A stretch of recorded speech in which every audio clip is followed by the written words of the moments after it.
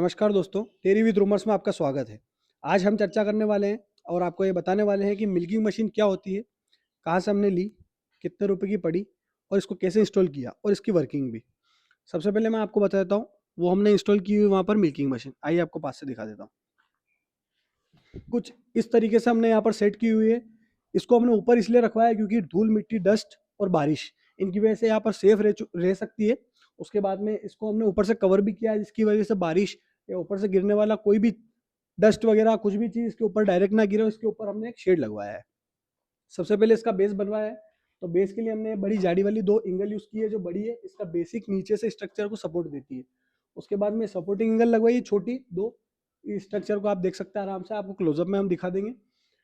और उसके बाद में बेस मशीन के नीचे के बेस के हिसाब से हमने ये वाला बेस रेडी करवाया है, जिसके ऊपर मशीन अभी रखी हुई है। ऊपर से ये छलिए का छोटा सा स्ट्रक्चर ये भी तैयार करवाया है, जिसके ऊपर हमने इस प्रकार का कुछ टीन का शेड ऊपर लगाया हुआ है। इसकी वजह से बारिश वगैरह की बूंदों से बच सकते हैं आराम से।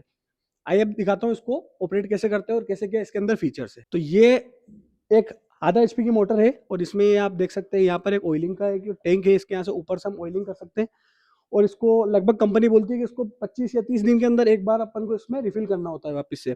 ये पास में कंप्रेसर लगा हुआ है, जिसकी वजह से यहाँ से इस मोटर की वजह से इस कंप्रेसर के अंदर वैक्यूम जाता है और यहाँ से वैक्यूम बाहर निकलता है और इस नली के थ्रू वो हमने नीचे आउट दे रखा है।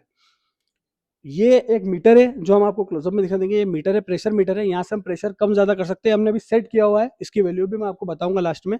हमने इसके अंदर एक और जुगाड़ किया हुआ है। ये जो वैक्यूम पाइप कंपनी से आता है उसको हमने ऐसे कट किया हुआ है और यहाँ से एक जो बेसिक हमारा ब्लैक वाली जो नली आती है उसको यहाँ पर ज्वाइंट किया हुआ है और ये वाली नली हमने लंबी करके वहां तक ले जा रखी है और वहां से वापस जो मेन वायर से मेन नली से इस वैक्यूम पाइप को हमने ज्वाइन किया हुआ है, जिसकी वजह से वैक्यूम पाइप बड़ा हो चुका है और इससे मिल्किंग करने में इसको हम लंबी जगह तक यूज कर सकते हैं।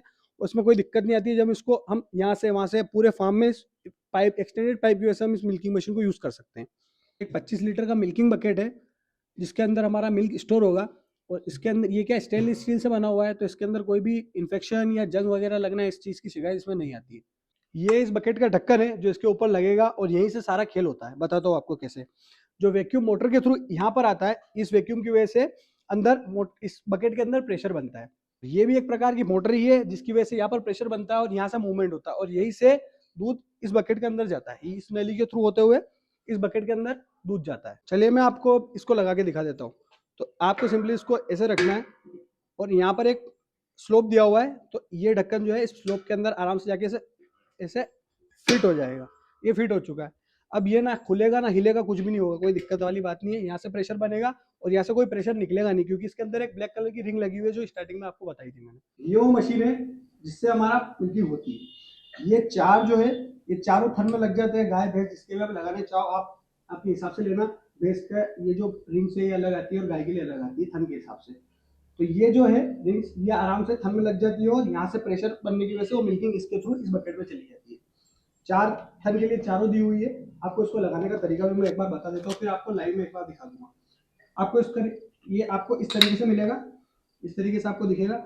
अब यहाँ से सबसे पहले आपको वोल समझा देता हूँ। तो सबसे पहला वोल जो ऊपर से आप मोटर चालू करोगे, इसके अंदर आपको प्रेशर बनाना पड़ेगा। तो सबसे पहला वोल आपको यहाँ पे मिलता है। आप जैसे इस वोल को सीधा करोगे तो इसके अंदर प्रेशर बनना चालू हो जाएगा और ये मोटर आपकी आवाज करेगी, टक टक टक ऐसे इसकी आवाज आएगी।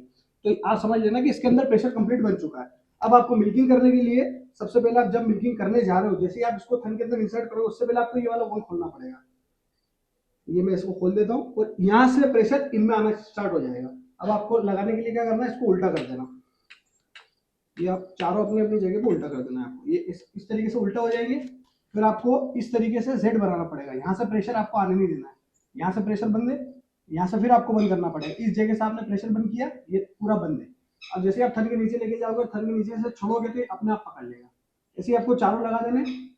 यहाँ से आप मिल्किंग होते हुए यहाँ से मिल्क आपका इस बकेट के अंदर फिल हो जाएगा, जिसको हम लाइव डेमो में भी बताने वाले। जब आपकी गाय की मिल्किंग कंप्लीट हो जाएगी तो आपको सबसे पहले ये वाला वॉल बंद करना पड़ेगा। ये ऐसे बंद कर देना, तो यहाँ पर प्रेशर आना बंद हो जाएगा और ये प्रेशर ये ऊपर लगे होंगे तो अपने आप रिलीज हो जाएंगे नीचे और ये थन को छोड़ देगी मशीन। उसके बाद यहाँ पर प्रेशर बना हुआ है आपको, तो आपको ये वाला वॉल वापस बंद करना पड़ेगा। ये आपने बंद किया वॉल और यहाँ पर प्रेशर आना बंद हो गया। उसके बाद हम ढक्कन को इस तरीके से खोल लेंगे और इसको उठा लेंगे। यहाँ से जो भी मिल्क कलेक्ट किया ये सारा मिल्क हम दूसरे बकेट में ट्रांसफर कर देंगे। तो ये ढक्कन को आपको यहाँ पे प्लेस करना है और इसको आप ऐसे लॉक कर देना, ये लॉक हो जाता है। उसके बाद में आप इस नली को सेट कर लो, इसको उल्टा कर लो। उसको उल्टा करने के बाद में सबसे पहले ये वाला वॉल चालू करना है आपको। जब ये टक टक की आवाज आने लग जाए तब आपको ये दूसरा वाला वॉल ओपन कर देना है। तो ये मैंने वॉल चालू कर दिया। अब यहाँ पर प्रेशर आने लगा, अब इसको हम लगाते हैं। तो सबसे पहले आपको यहाँ पे जेड बना लेना है, ये मैंने बना दिया जेड। और आपको फिर उसके बाद सीधा यहाँ पे लाके छोड़ देना है, ये अपने आप वो ले लेगा अपने आप। सेम इसी प्रकार से मैं दूसरा भी लगा देता हूँ, और सेम इसी प्रकार से तीसरा, और इसी प्रकार से चौथा। ये आराम से चारों थन लग गए। अब इसको आराम से छोड़ दो आप, कोई दिक्कत वाली बात नहीं, ये अपने आप अपना हैंग कर लेगी। और यहाँ से मिल्किंग आराम से होते हुए यह जा रही है। आवाज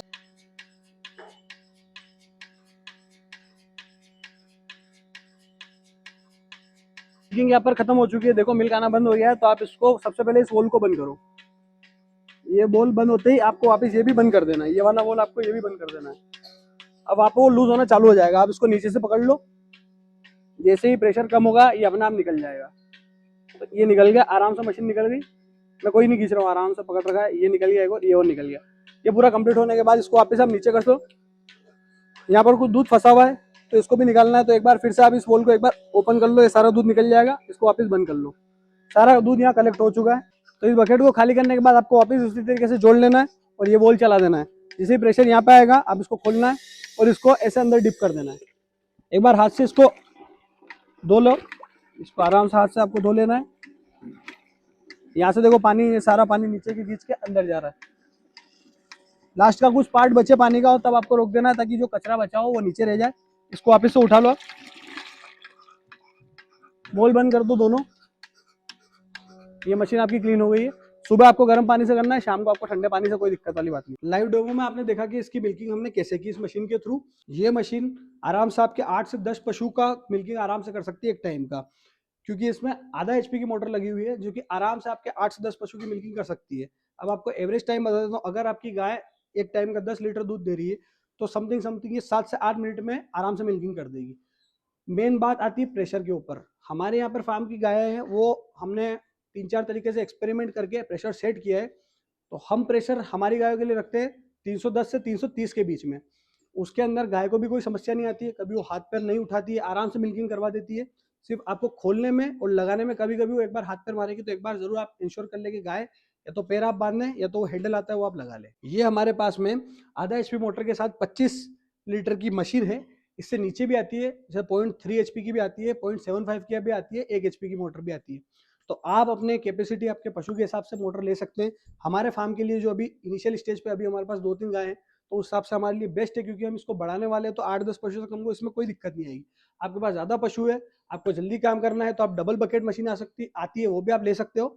और अगर आपका और छोटा फार्म है तो आप इससे छोटी मशीन, जैसे 20 लीटर की मशीन भी आती है, वो भी आप ले सकते हो, कोई दिक्कत वाली बात नहीं है। अब सबसे इंपॉर्टेंट जानकारी मैं आपको दे देता हूँ, ये सारी मशीन है, इसकी कितनी प्राइस हमको देनी पड़ी। 1 तारीख को हमने ये मशीन हमारे फार्म पर मंगवाई थी, तो इसको समथिंग अभी 1 महीना होने आया है और इस मशीन में अभी तक कोई दिक्कत नहीं आई है। और प्राइसिंग में आपको बताऊं तो ये हमको 22,500 रुपये की मशीन पड़ी हुई थी। लेकिन इस मशीन की वजह से हमारा वर्क फोर्स और हमारी लेबर खर्चा कम से कम आधा मान लो आप, क्योंकि जब अगर मैं कोई यही काम लेबर से करवाऊंगा तो ये इलेक्ट्रिसिटी पे इतना कम चार्ज करती है जितना कि लेबर इससे 2 से 3 गुना चार्ज करेगा। तो आप इसके लिए जा सकते हो, अगर आप इसकी केयर कर सकते हो और आप इसको अच्छे से ऑपरेट कर सकते हो तो ये आपके लिए बहुत अच्छी चीज़ साबित होने वाली है। धन्यवाद आपका इस वीडियो में रुकने के लिए।